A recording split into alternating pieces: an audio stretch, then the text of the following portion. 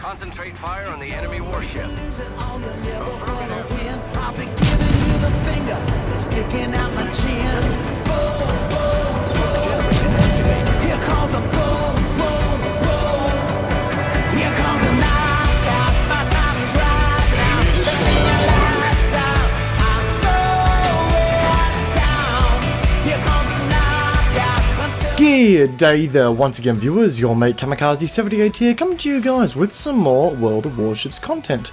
Today, my friends, we're going to be taking an early access look at the Cossack, a Tier 8 premium British destroyer that is currently available for testing in the game.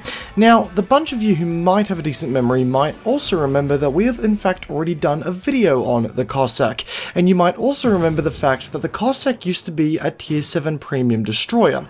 Well, one major thing changed with the ship to make her a Tier 8 over 7, that being the introduction of the 4th primary gun. The old style Cossack featured a very small 102mm dual barrel secondary that just served as a little kicker for those CQC brawls. But in reality, you could only ever really see yourself get 2 of the main guns onto target without completely broadsiding, and thus putting yourself at a huge risk of penetrations and, well, detonations in a destroyer. The Tier 8 version of the Cossack fixes this issue by adding a 4th primary armamented weapon to the ship, and thus she feels a lot better to play now, and I mean a lot better to play. The older style Cossack still exists in the game in the form of the Hider, which we'll be doing another review of, as she has also seen some interesting treatments to make her a quite unique addition.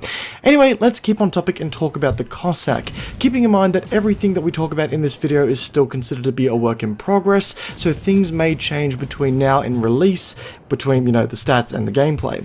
So the Cossack is the first of the British DDs that we have gotten our hands on thus far, and much like the Gascoigne when that was coming out, and that being the first of the French battleships that we got our hands on, I think it's fairly safe to say that what we can see a lot of here with this ship is going to transfer through to the main line of British destroyers as well.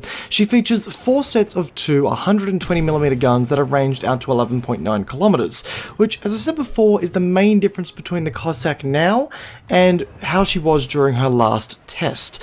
Her turret traverse speed has also appeared to have received a small buff, moving up to 12.5 degrees per second, which alongside the new turret has made this ship a lot more competitive in my mind.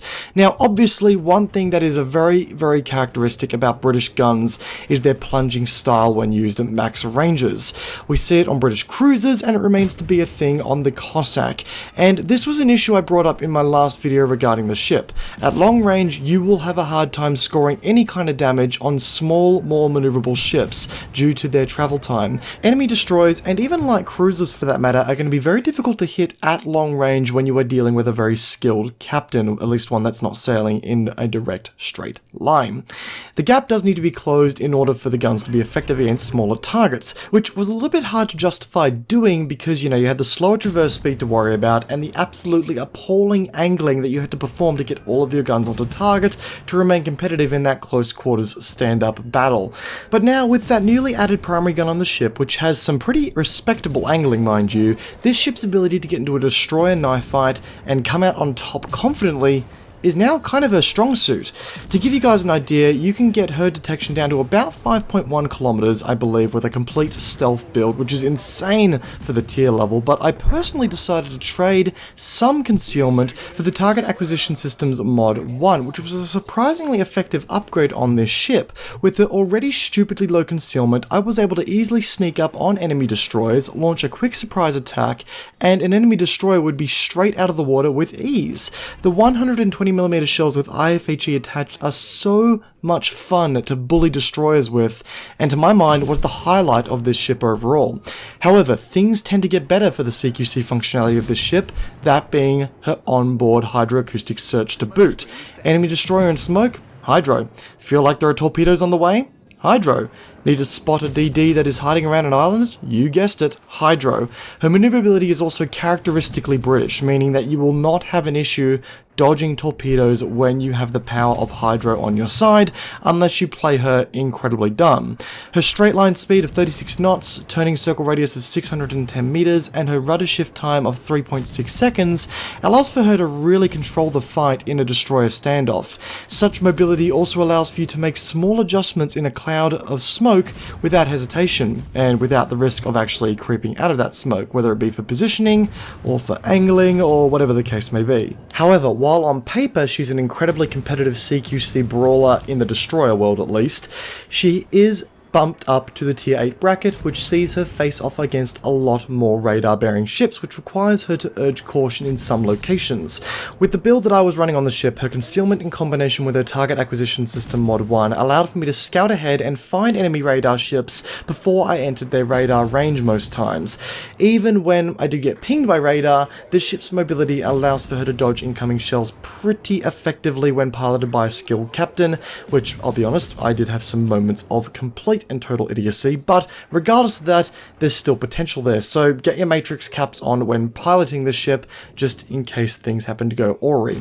And there have been a few instances where I found myself in radar intensive games. There was one game in particular where I was facing off against, I think, 3 Des Moines, a Buffalo, a Worcester, and maybe a Minotaur that was running radar as well. It wasn't a fun time at all, guys. But I found that simply parking myself behind an island and using the high arc shells to bully some enemy battleships or cruisers that were sitting back at range wasn't the worst course of action at all, and if I did get radared there, then I was sitting close enough to the island to the point where ships couldn't actually hit me in the first place, because again, I was sitting so close to the island and I could do that with my high arc shells. So the ship isn't useless when in a radar-intensive game. Again, I'm of personal belief that this ship's emphasis is on contesting capture points and getting down and dirty with other destroyers and doing the scouting work as a gunboat. That's something that the Japanese destroyers have always been solely great at. I think the British destroyer line is going to add a new contender for that style of play. But on that note, I've been harping on about how great the ship is at getting into fisticuffs with other destroyers and all, and, you know, contesting capture points with a low detectability range and all them bells and whistles. I must emphasize that she really isn't all that bad at being a nuisance at range either. She is a nice support vessel for ranged engagements, and hey, if radar isn't a huge issue in the game, then she can more than comfortably sit in her own smoke with hydro running and blast away at enemies no worries at all while sitting broadside. Sitting within the 8 to 10 kilometer range is probably the sweet spot for this strategy, as anywhere beyond that, your shells start to become a little bit too slow, and anywhere closer than that, then you do become a little too close for a surprise radar shitstorm. And while she may not have the most amount of torps in the arsenal, she can still single fire them for maximum accuracy and effectiveness. Quality over quantity is kind of where her torps go, and they aren't the worst torps in the world. They are ranged for 10 kilometers, and they can do a decent amount of damage. They just don't come in huge stockpiles, and they don't reload like that. So as a result of that, you are going to have to make your torpedoes count if you plan on using them. But I have found situations in the past where I've been able to use the torps, and because they're center mounted, they are also great for getting that little extra punch of damage on an enemy destroyer in a close quarters brawl if you absolutely need to as well. So that's something to keep in mind there as well, guys. In the end of the day, guys, the Cossack is a gunboat with some incredibly stealthy characteristics, fantastic for contesting capture points as a gunboat, and for getting some really decent long-range supportive fire onto a target as well when needed. At the end of the day, I think this is a new contender to the close quarters scouting role that the Japanese destroyers have always really held as their sole purpose. I think this destroyer is going to be a new contender for that playstyle, and I think she'll do it very, very well. She can certainly outspot a lot of DDs at the same tier level, and even at tiers that are either higher or lower. She has a very rewarding playstyle when you play her correctly, but you gotta use your scouting aspects to know what you're getting yourself into first. Play it smart, and good things will come, which could very well be how the rest of this line plays once it launches, and I'm personally very, very excited to see how the British destroyer line is going to play out. Anyway, guys, those are my thoughts on the Cossack. Let me know what you thought. If you have any sort of questions about the Cossack, feel free to shoot them in the comment section down below, and I will answer them, sorry, to the best of my ability. Guys, if you enjoyed today's video, then a backhanding of that like button would be greatly appreciated, and a lot of the gameplay that you're seeing in this video, guys, was captured on my Twitch channel, so if you want to see this gameplay first, then feel free to go and follow me on Twitch, guys, to keep up to date with when I'm going to go live, and, you know, keep up to date with all the live streams. We do have a lot of fun on those live streams, and we do also do a lot of giveaways there. So guys, follow me on live stream and you will get the best of both worlds there, guys. guys. Once again, hope you enjoyed today's video. If you did, backhand that like button, it'd be greatly appreciated, and tell your friends about the video. Let's get some conversation surrounding the ship done, and I'd love to hear what you guys think about the upcoming British destroyer line of ships that are on their way to the game very, very shortly, based on some posts made on the World of Warships dev blog. Anyway guys, once again, hope you enjoyed today's video. Peace out, and I'll be seeing you all next time. Take care guys, have a good one.